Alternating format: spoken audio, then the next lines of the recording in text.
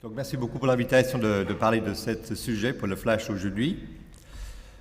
Donc, c'est l'article qui est apparu dans l'annonce de Internal Medicine en début de l'année au sujet intitulé The Disease Modifying Effects of a Novel Cathepsin K Inhibitor in Osteoarthritis. Donc, j'ai aucun conflit d'intérêt. Donc, l'arthrose, c'est clairement une mortalité qui est beaucoup moins que le Covid-19, mais il y a une morbidité qui est extrêmement importante. Puis ça touche parmi les gens qui ont plus que 60 ans, 10% des hommes, puis jusqu'à presque 20% des femmes. Beaucoup de gens ont des limitations fonctionnelles. Puis parmi les différentes atteintes de l'arthrose, c'est l'atteinte de genou qui est le plus fréquente. Cette maladie passe simplement des cartilages. Il y a beaucoup de choses qui se passent autour, dans l'os sous-chondral, au niveau de la capsule, le tissu synovial, le liquide articulaire, le ménisque, etc. Donc c'est une maladie beaucoup plus complexe que le cartilage seul. Comment on traite cette maladie? Bon, il faut dire que c'est difficile. On n'a pas grand-chose malheureusement qui marche. Si on regarde les recommandations de l'année dernière de ORC, qui est l'Osteoarthritis Research Society International, il propose au niveau des médicaments pas grand-chose à part les anti-inflammatoires. Puis malheureusement, on n'a aucun médicament qui est vraiment très efficace pour ralentir la progression de l'arthrose, en dehors de potentiellement de chondrosulf pour l'arthrose des mains.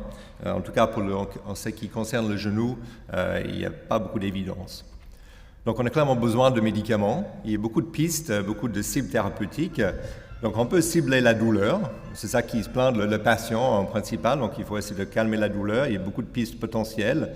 Surtout, c'est anti-NGF, ou Nerve Growth Factor. Il y a quelques molécules qui sont relativement efficaces pour la douleur, mais qui ont malheureusement pas mal d'autres complications. On peut cibler l'inflammation, même si c'est une maladie plutôt mécanique, il y a un composant inflammatoire aussi. Donc il y a plein de cytokines pro-inflammatoires qui on peut cibler pour calmer l'activité de cette partie inflammatoire de l'arthrose. Puis ce qui nous concerne plutôt aujourd'hui, c'est d'avoir le médicament qui va modifier la progression structurelle. Parce que ça, finalement, c'est ça qu'on veut faire. Puis la molécule qui nous intéresse, c'est le Cathepsin K. Il y a plusieurs anti-Cathepsin K en étude actuellement. Donc vous avez peut-être entendu parler de Odanacatab. Donc ce médicament, il y a pas mal d'évidence maintenant dans l'ostéoporose. C'est un médicament qui augmente la densité osseuse puis diminue le risque fracturaire. Mais la molécule qui nous intéresse aujourd'hui, c'est celle-là, c'est le MIV711. Donc, qu'est-ce que c'est le Cathepsin K? Donc, c'est une protéase qui est sécrétée par l'ostéoclaste, qui s'accroche à l'os. Donc, c'est sécrété dans cet espace à niveau contact avec de l'os, qui fait une résorption de l'os par son effet sur le collagène de type 2. Puis aussi, il a un effet au niveau du cartilage, qui fait un clivage de le collagène de type 2. Donc, l'étude en question, ils ont posé les questions, est-ce que cette molécule est capable de diminuer la douleur de patients avec une arthrose de genou? Donc, pour ce faire, ils ont fait une étude de phase 2A entre début 2016 et mai 2017 dans plusieurs pays, surtout en Europe de l'Est, mais également en Allemagne puis en Angleterre. Donc, une étude randomisée contrôlée en double aveugle. Pour entrer dans l'étude, il fallait voir un âge entre 40 et 80 ans, une douleur de genou au moins 4 sur 10, des antalgiques stables pendant 4 semaines avant l'inclusion, puis une arthrose de stade 2 ou 3, selon l'échelle de Kellgren-Lawrence. Donc, cette échelle, il faut une arthrose modérée. Donc, le grade 2 et 3, il faut des osteophytes, il faut un pincement articulaire. Donc, ce n'est pas l'arthrose très avancée, comme on voit de grade 4, puis ce n'est pas non plus l'arthrose débutante où il y a relativement peu de signes à la radiographie. Critère d'exclusion, donc il n'était pas possible de voir l'infiltration intra-articulaire de cortisone dans les 2 mois précédents, ni de l'acide hyaluronique dans les 3 mois avant l'étude. Donc, ils ont inclus 244 patients, randomisés en 3 bras, soit placebo, soit les 2 doses de MIV711, 100 mg ou 200 mg. Puis, à 26 semaines, ils ont évalué le critère primaire, c'était la douleur, le changement de douleur entre semaine 0 et semaine 26. Puis, il y a pas mal d'autres critères, surtout au niveau de l'imagerie. Donc, ils ont utilisé plutôt l'IRM, qui est beaucoup plus sensible pour ces modifications de l'os puis des cartilages que la radiographie simple. Donc, ils ont regardé l'atteinte de surface des condyles, au niveau du fémur surtout. Ils ont aussi évalué avec l'IRM l'épisode du cartilage au bout de ces 26 semaines. Puis plusieurs biomarqueurs, donc le CTX1 qui est pour le turnover au niveau de l'os, puis aussi le CTX2 dans les urines qui est marqueur de dégradation du cartilage. Donc voilà le schéma d'étude, 433 patients dépistés, 244 inclus. On a équilibré entre les trois bras. On a un bon taux de complétion d'études de 26 semaines, de presque 90%. Il y a 5% qui sont discontinués à cause des effets secondaires, et 4% qui ont changé de vie au cours de route.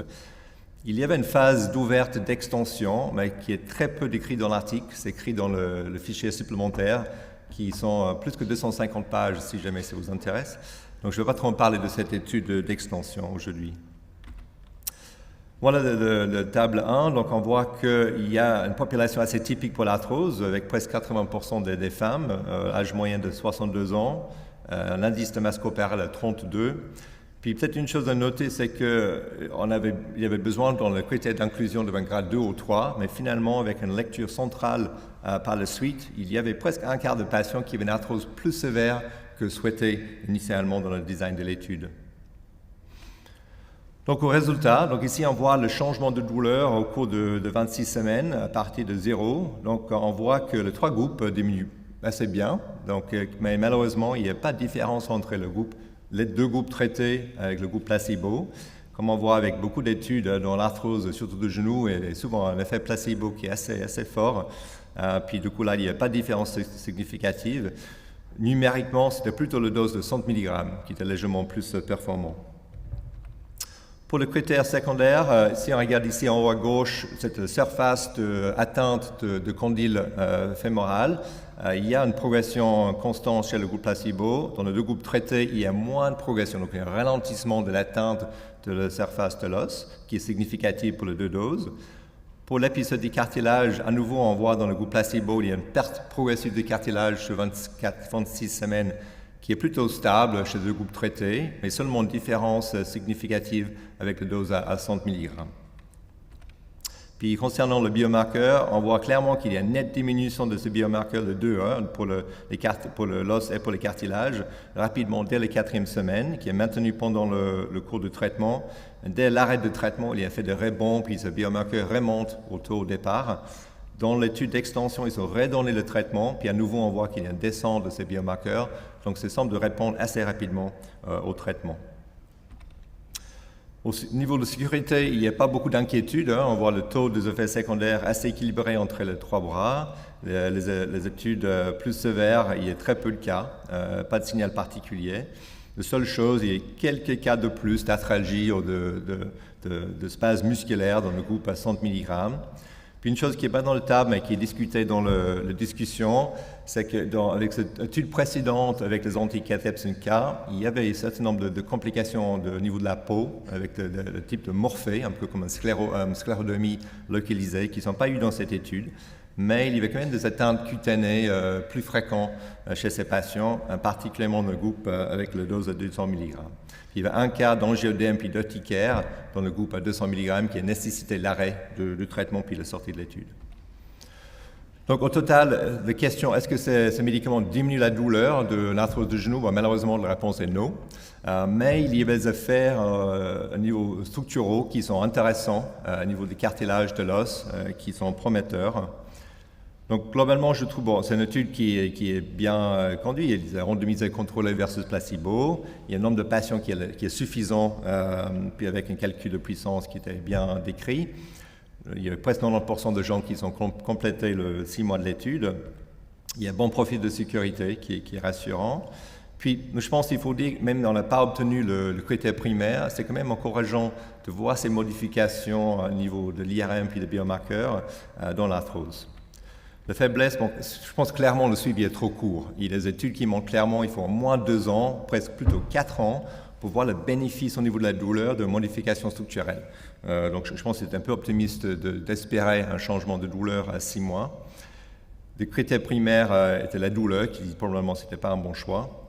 On avait quand même presque un quart de patients qui avaient une arthrose moins sévère que prévu, puis c'était surtout dans le groupe avec 200 mg. On n'a pas d'informations qu'est-ce qu'ils ont eu comme traitement avant l'inclusion dans l'étude, le nombre d'infiltrations cortisoniques ou d'autres choses, il n'y a aucune information. Puis le fait qu'on n'a pas de dose-response, c'est toujours un peu perturbant dans ce type d'études. Donc finalement, je pense, dans l'étude, on a ciblé plutôt le patient à ce niveau-là, qui avait une arthrose modérée, avec une atteinte claire de niveau de l'os, au niveau des cartilages, mais très probablement on devrait cibler plus tôt, d'avoir les gens qui ont tout début, ou même idéalement avant. Et probablement il faut qu'on utilise l'IRM plus souvent, puis le biomarqueur pour dépister quels gens avec une arthrose vont faire finalement une arthrose symptomatique. Donc au total, je pense qu'on n'a pas vu de lumière au bout du tunnel, mais il y a quelques aspects prometteurs de l'anti-K7 Merci pour votre attention.